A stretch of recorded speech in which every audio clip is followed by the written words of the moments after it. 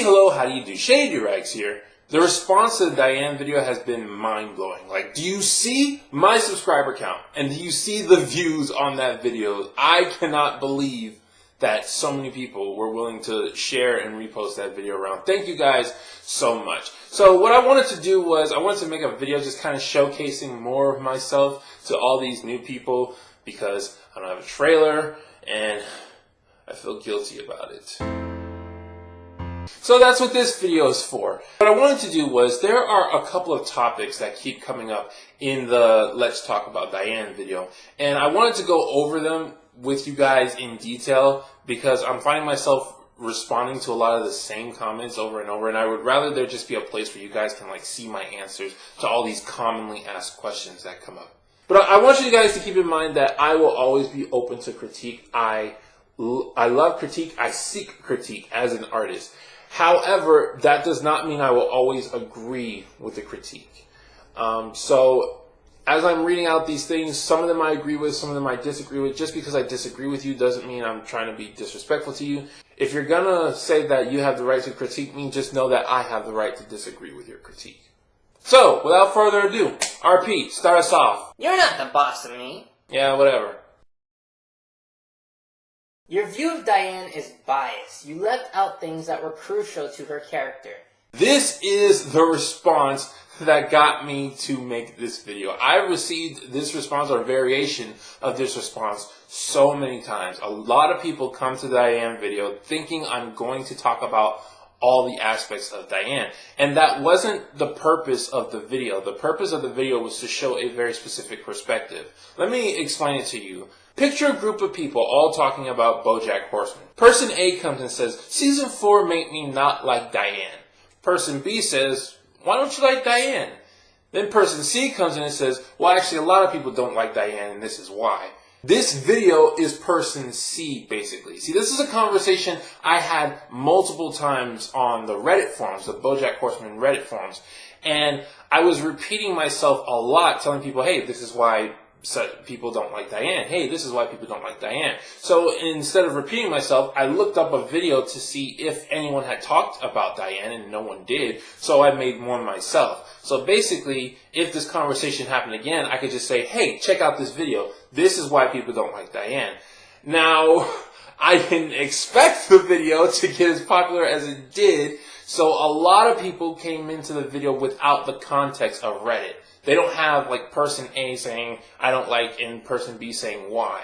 So if you think of my video like that, then it makes a lot more sense why I didn't go into all the aspects of Diane. Why the aspects I did go into about Diane are all seen from a negative perspective. Why Mr. Peanut Butter is given a lot of leeway in that video. And this is what I tried to say with the comment that I pinned at the top of the video. But it's still not getting through a lot of people's mentalities, and I can't really blame anybody. I mean, the topic of the video does make itself pretty clear, but you see that title, Let's Talk About Diane, and you think I'm going to go through all of the aspects of Diane. So, I mean, I don't really blame myself. It seems like just something, it was a problem on my end, but it seems like something that couldn't really be avoided, because I didn't know it was going to go way beyond Reddit. So I just hope that people understand that, yes, I did leave out good things about Diane. Yes, I left out a lot of important things about Diane. I didn't even add every single reason why people hate Diane.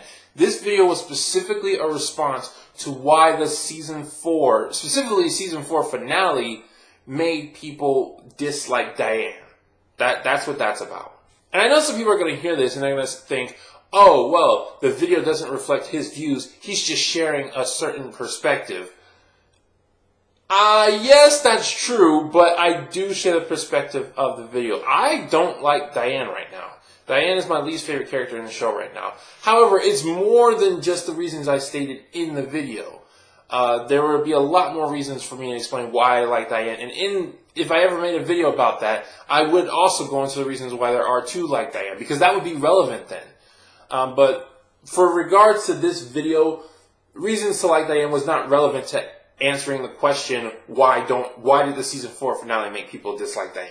Diane had every right to dislike the library because the books in the library are fake. Okay, so while that statement is kind of true, Let's remember that Diane immediately dismissed the library before she even realized that the books were fake. A lot of people make this comment as a way to try to prove that Diane wasn't being ungrateful. Mr. Peanut Butter just wasn't being sincere, which you can make that argument, but I don't think this point works because Diane didn't know the books were fake before she rejected the library. You could make the argument that Mr. Peanut Butter wasn't listening, but other than that...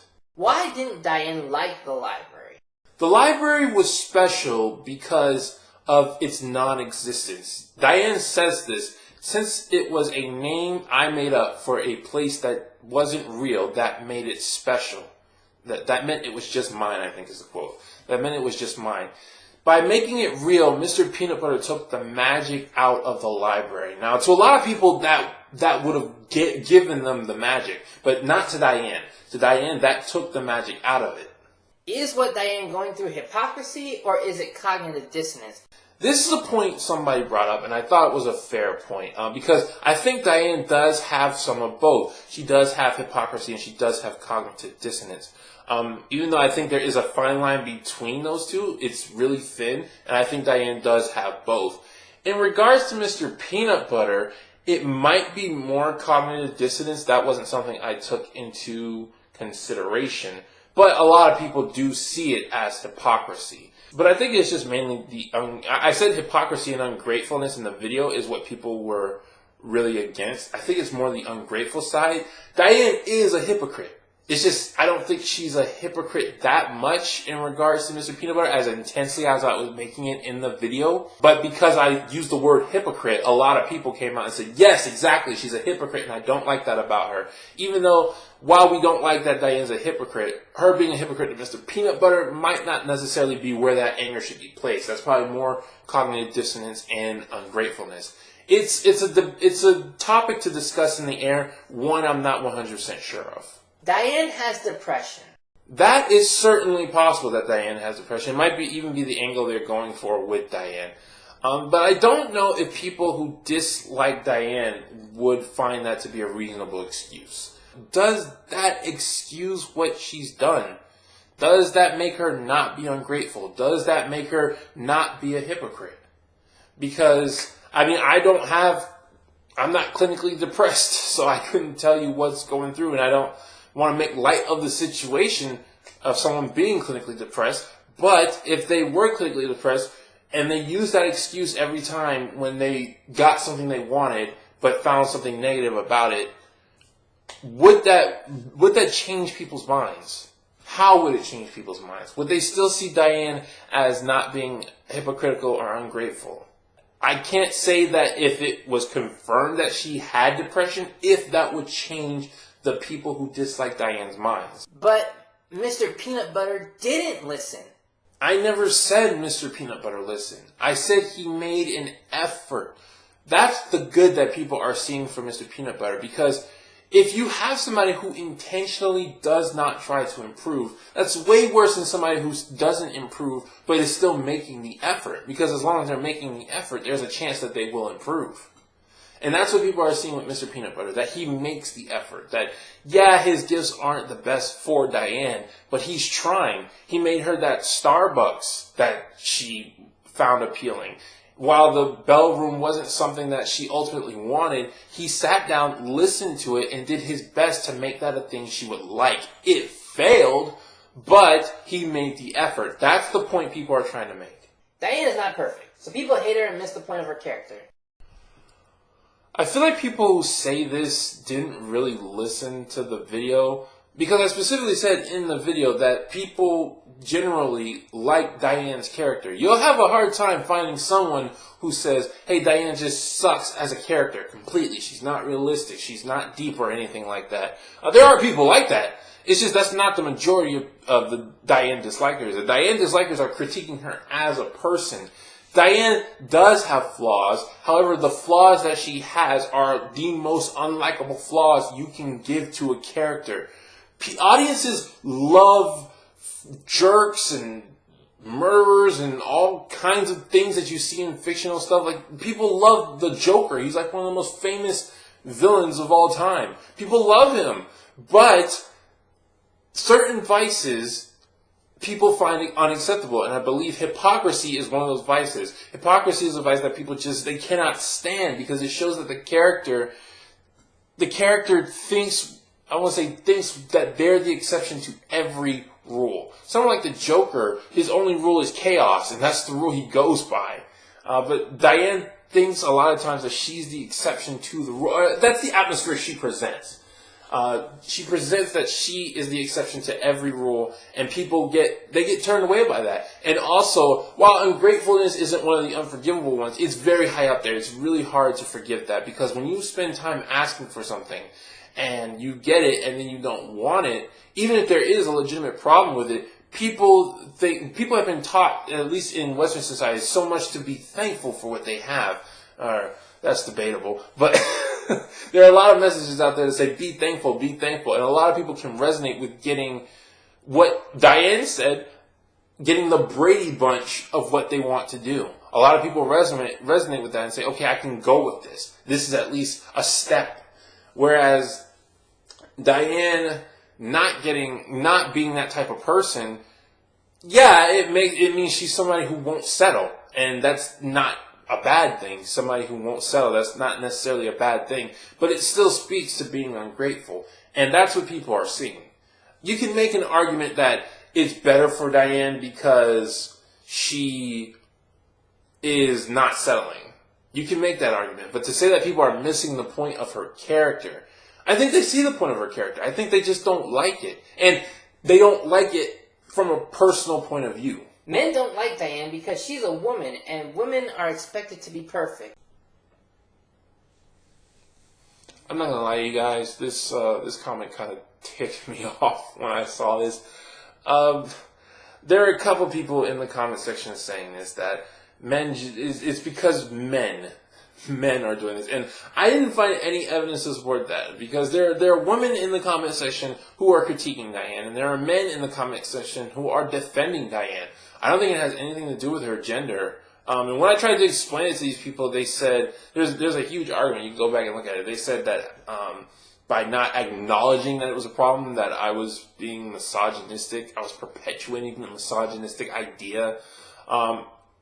Basically, what the third wave feminists negative stereotypes are known for. They were basically telling me, and like. I'm just going to let you guys know now that my channel, I generally try to go off of evidence. I mean, I'm examining cartoons and other things for the most part that are basically subjective, but there's always some objectivity behind it. And when you come at me with a completely subjective point where you can't back it up with evidence, then I can't really accept it. During that talk I had in the comment section, they actually told me that I was hiding behind logic. I'm sorry, I don't use postmodernism techniques.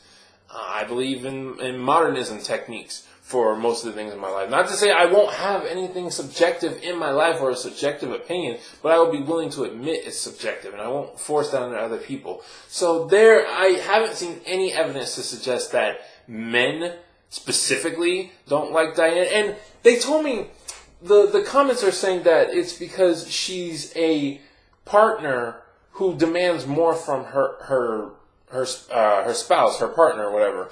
And I say that's actually just not true, because Princess Carolyn, who I'm probably going to call Princess Catherine before the end of this video, because I always call her Princess Catherine by accident. But Princess Carolyn is highly favored right now among the fandom from what I've seen. And she's actually my favorite character right now.